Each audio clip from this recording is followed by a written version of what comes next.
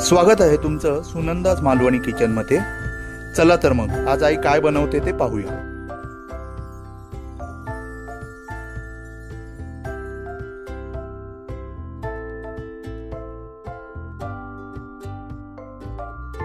आज आपण पिकलेल्या हापूस आंब्यांचा मुरंबा बनवूया।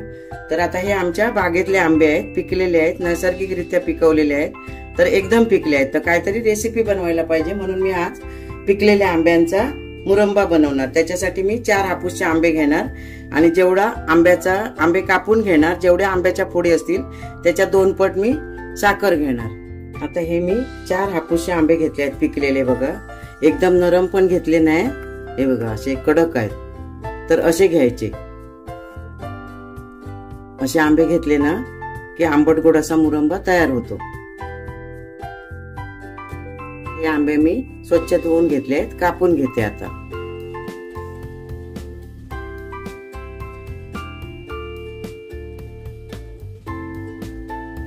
असं देठ काढून टाकूया।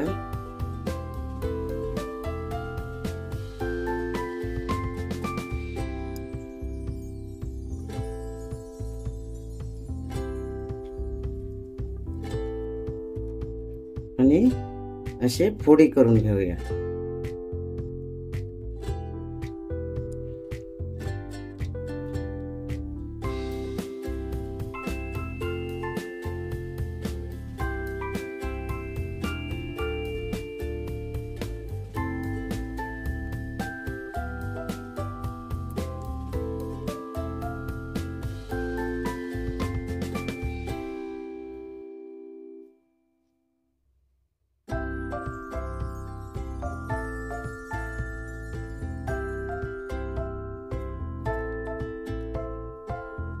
हे बघा अशा फोडी करून घ्यायच्या। अशा मी सगळ्या आंब्यांच्या फोडी करून घेते। आता मी हे 4 आंबे कापून अशा फोडी करून घेतले आहेत बघा। आता जेवढ्या ह्या फोडी भरतील ना तेवढीच साखर घ्यायची।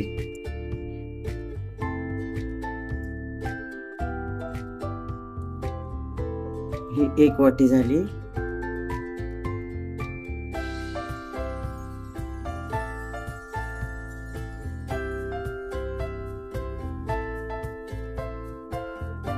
आणि ही दुसरी वाटी झाली बघा। आता 2 वाटी फोडी आहेत म्हणून मी 2 वाट्यात साखर घेणार आहे। म्हणजे असं जेवढ्याच तेवढी साखर घातली ना की जास्त दिवस टिकतो पण मुरंबा। आणि तुम्हाला जर कमी हवी असेल ना तर थोडी कमी घालायची, 1 वाटी।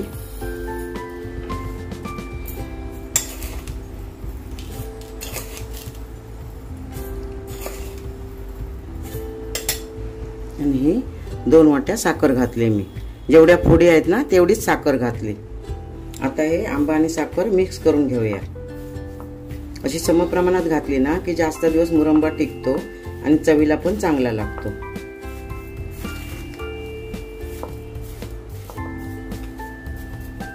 हे आता मी मिक्स करून घेतलंय। गॅसवर कढई ठेवली आहे, कढईत हे मिश्रण घालून घेऊया।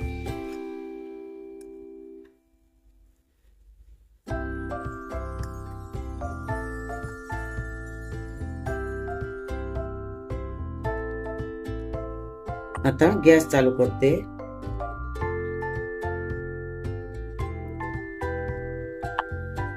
आणि मध्यम गॅसवर ढवळून घ्यायचं। आता मी गॅस मध्यम केलाय, मधून मधून असं ढवळत राहायचं।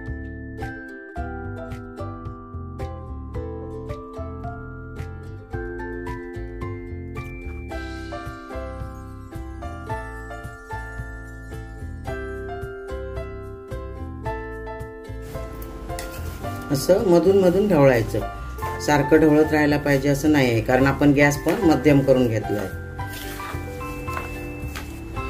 आता ही साखर अशी वितळलेली आहे बघा, गॅस मध्यमच आहे।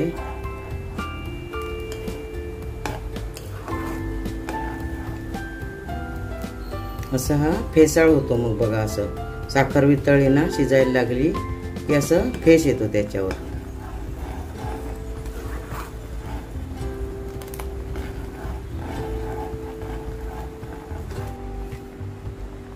हा सगळीकडे बघा असा फेस आला. हा बघा असा फेस आला ना की बघत राहायचं. आपल्याला पाक बनवायचा नाहीये, असं मधासारखंच ठेवायचं आहे. कारण जर पाक बनला ना तर एकदम थंड झाल्यावर तो घट्ट होणार, तारेसारखा होणार.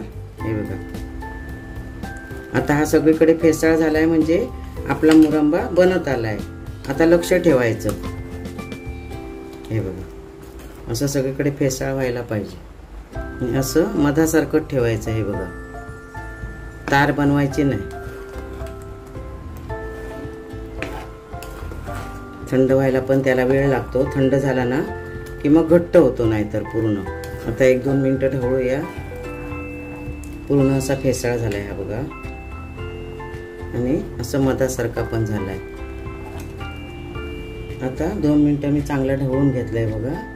2-2.5 तासाने थंड होईल. थंड झाल्यावर अजून घट्ट होणार तो. हा बघा असं प्रमाण ठेवायचं, तार लागायला द्यायची नाही.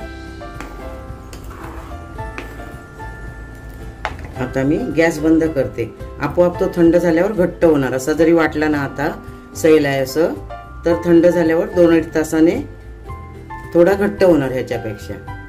आता मी गॅस बंद करते आणि थंड करत ठेवते.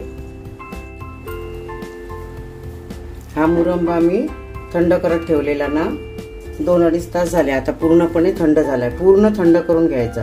हा बघा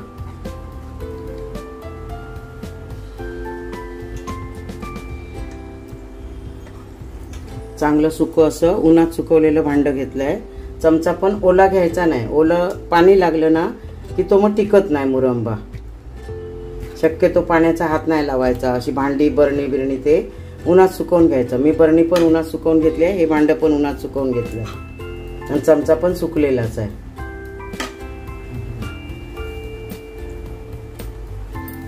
हा आता पिकलेल्या आंब्यांचा मुरंबा तयार आहे. आता हा पूर्ण थंड झालेला आहे. ही काचेची बरणी मी उन्हात सुकवून घेतली आहे. त्याच्यात मी भरून ठेवते. असा भरून ठेवायचा.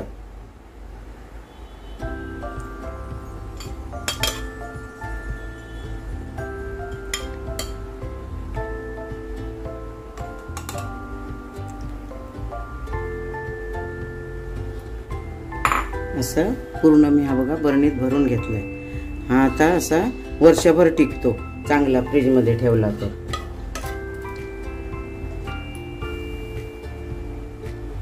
असे फोडी आहेत चांगले. फोडी पण एकदम नरम झालेले आहेत. असं झाकण लावून ठेवून द्यायचं. हा पिकलेल्या आंब्यांचा मुरंबा तयार आहे. हा मुरंबा मुलांना तुम्ही ब्रेड बरोबर, चपाती बरोबर, पुरी बरोबर, कशा बरोबर तर खायला देऊ शकता. मुलं आवडीने खातात. आणि हा वर्षभर पाण्याचा हात न लावता वर्षभर फ्रीज मध्ये टिकतो. बाहेर पण टिकू शकतो. पण पाण्याचा चमचा पण किंवा ओला चमचा किंवा ओला हात लावायचा नाही.